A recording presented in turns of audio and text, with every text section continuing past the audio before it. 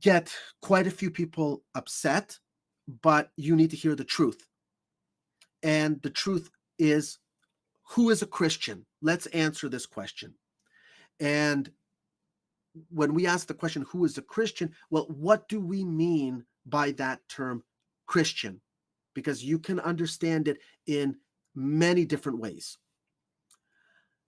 Historically, the way that the church has defined who is a Christian and who is rightfully to use that appellation is those who can canonically receive the Holy Eucharist within the Orthodox Church. Otherwise, the person is not a Christian. The whole point of living a Christian life, the whole point of going to church is to partake of the Holy Eucharist. As Christ says, you must partake of the body and blood to have life in you.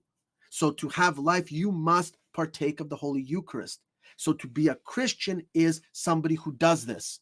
And the only place you can do that is within the Orthodox Church. And if you are permitted canonically to do that, you are a Christian. Otherwise, according to the church's own standards, you are not.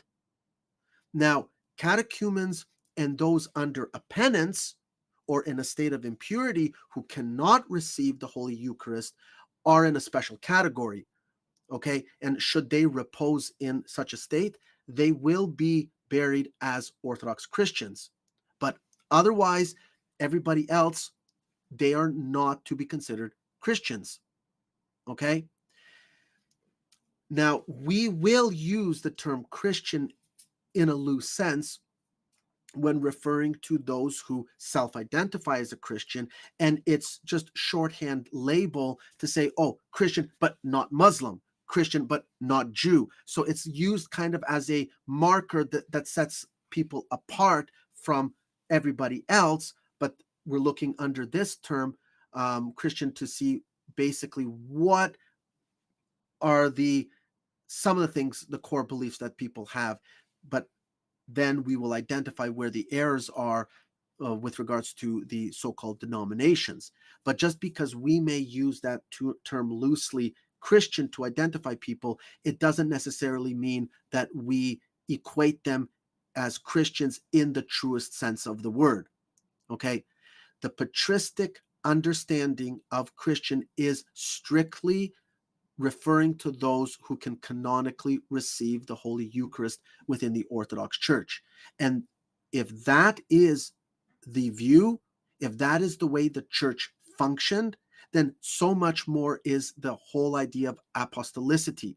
That's exactly how we have the apostolic church. And how do you identify what is the apostolic church? It's those that are in communion with each other. So you can have the churches in various different countries around the world, and what unites them in apostolicity is the fact that they are in communion, and they're not excommunicated, as Jay would say. They are in communion. They are participating in the body and blood of Christ, and it's 2 Peter 1:4, participating in the divine energies of Christ, participating in Christ. So that is your whole apostolic tradition summed up in the Christian expression of orthodoxy.